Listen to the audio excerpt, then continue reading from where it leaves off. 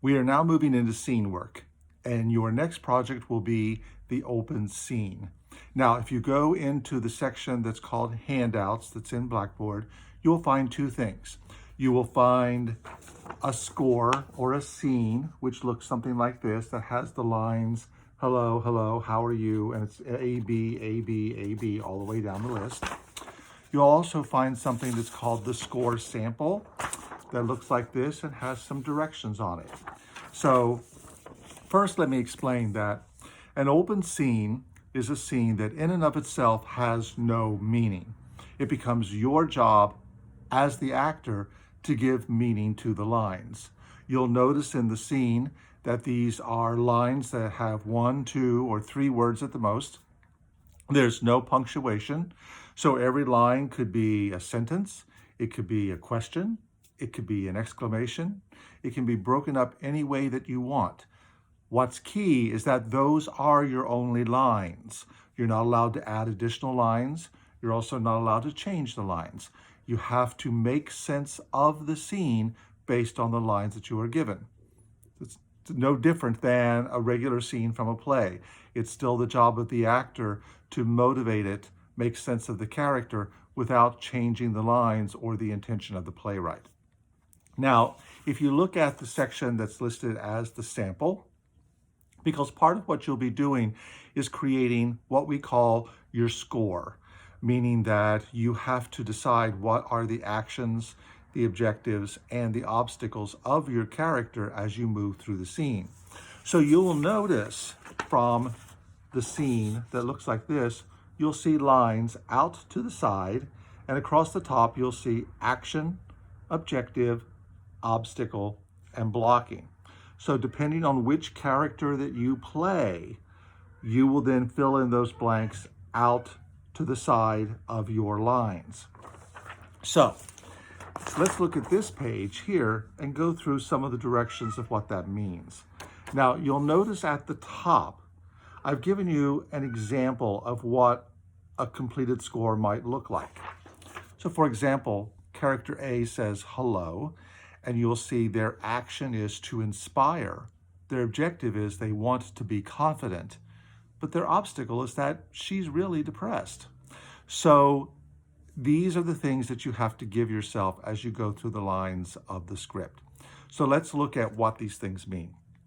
So if you're following along with me, if you've printed this out or if you're looking at it on the computer yourself, you will see that actions or action statements are always stated as to plus a verb. So for example, to examine, to frustrate, to encourage. This is how you're saying the line. You're saying something because you want to encourage them. You're saying something because you want to motivate them. That becomes your action, how you deliver the line. Secondly, actions are never stated as to be. We don't say to be happy, to be angry, etc. Actors never play states of being because they don't really mean anything. If you are playing a line and it's coming across as angry, and I say to you, can you be more angry? Well, what exactly does that mean? But if I ask you what your action is, and if you're saying, well, I'm playing to frustrate her, and maybe that's not strong enough, I might say, okay, could you deliver the line again and try to annihilate her? All of a sudden, that gives you something to play. So saying, I want to be happy or I want to be sad doesn't really work. And besides, nobody wants to be sad. So think about that. Now, your objectives, which comes after the action. The objectives always begin with I want. Keep in mind that characters always want something. It's never I don't want, because it's impossible to play a negative. So the example I've given you is that you may think, I don't want to go to class today, but what you actually mean is, I want to stay home. Or, I don't want to get out of bed today, but what you actually mean is, I want to sleep for another hour. So think about what it is that you want, because that's what propels you. That's what moves you forward in the scene. That gives you drive. That gives you objective. Next are the obstacles. The obstacles are what the character must overcome to reach their objective. Without obstacles, there's no conflict. And we have to have conflict in theater. If there is no conflict, the play just ends. So there has to be something, a struggle, something that your character is fighting against to get what they want.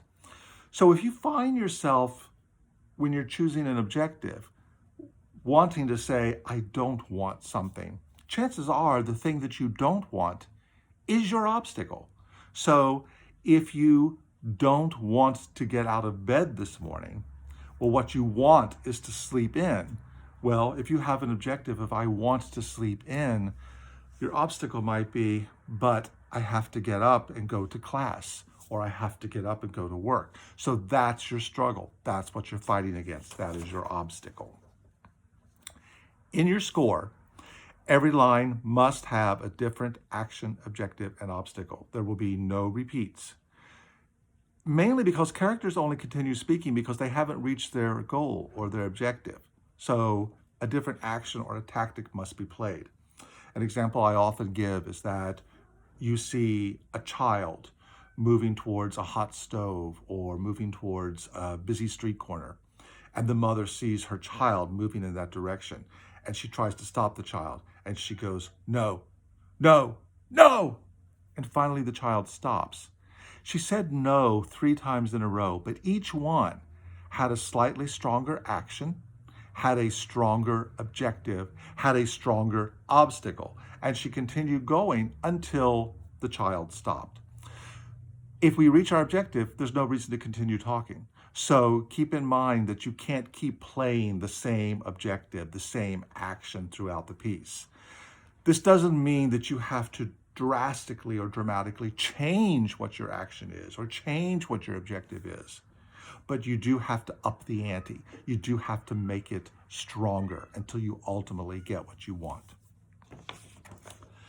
The score is a rehearsal tool. Actors use it when they're still on book, meaning when you still are working on your lines and you haven't memorized them yet. So you need to make choices soon so that you can play them in the rehearsal and decide if those choices work. Bottom line is that if you fill out this score the day before the scene is due, it hasn't done you any good. This is a tool that you can use to actually flesh out a character. So you almost immediately want to start giving yourself some choices. You can always change those choices based on how the rehearsal process goes, but it gives you something to start with. Now, this is a little bit different. Scores should be completed in pencil, much the same way that if you're rehearsing a play and the director is giving you notes, you write them in your script in pencil so that you can erase them or change them. If you have the ability of printing this out, and I know some of you may have printers, some of you may not, but if you have the ability of printing it out, I would still like you to benefit from being able to write this down on paper, write it in pencil, so that you can scribble, so that you can change it.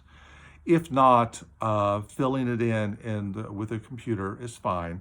I will be asking you through the course of these next few weeks in terms of progress to submit your score to me so I can see where you are at any particular point in the process. So whether you have done it in pencil and you snap a photograph of it and email it to me, a screenshot, or whether you have actually done it on your computer and you just email it to me as a document, one way or the other, I'm going to be able to see your progress and how you move through it and then offer any advice so that you can go in and make changes. When it comes to blocking, which is the final category, it's possible that you may not have blocking on every line, and especially now, considering that we're doing things through the computer, you may not have as much physicality as what you would have had if we were on stage. Blocking is how you move about the piece or how you stage yourself.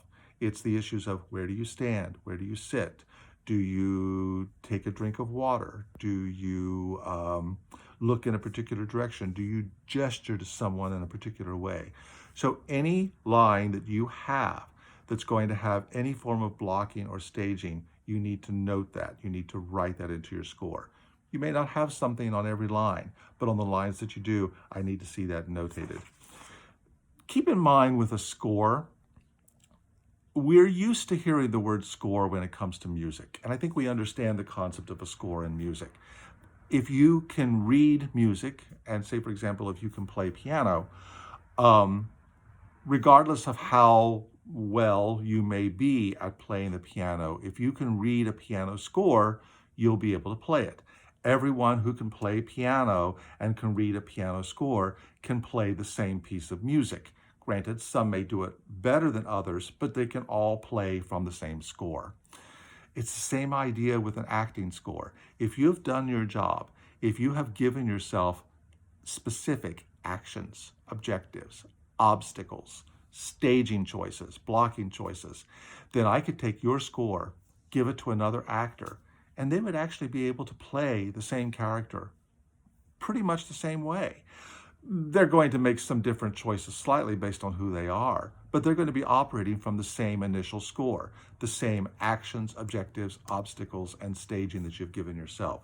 So you want to be able to fill it out in detail so that information is there. Also, so that you as an actor can actually repeat it, because that is our job as an actor. We don't just perform once and then move on. Typically, we're cast in plays that will run sometimes for weeks, depending on where it is, even months at a time. Our job is to be able to do it basically the same way, night after night after night. That's how we arrive at that, is through this type of information. Now, when it comes to blocking and staging, there is shorthand, and you will notice at the very bottom of this page, I have given you some shorthand as to what those things are. Stage left, stage right, upstage, downstage, crossing the stage. The shorthand becomes important because in a rehearsal process, you may not have the time or want to take the time to write everything out in longhand. So you can use, instead of writing out upstage, you can just write US and we know what it means. Or downstage left, you can just write DSL and you know what it means. So this shorthand is there for you. So your job now will be to take this score, decide with your scene partner which character you're going to play, discuss with your scene partner what you think the scene is about, and start building from there. There's also a version of this that you'll find in handouts that is A, B, and C, which is a 3-person version for the occasional 3-person scene that we might have in class. So that is how the score works. That is how the open scene works. I hope you have fun with it. Do not hesitate to contact me with any questions that you may have. Good luck.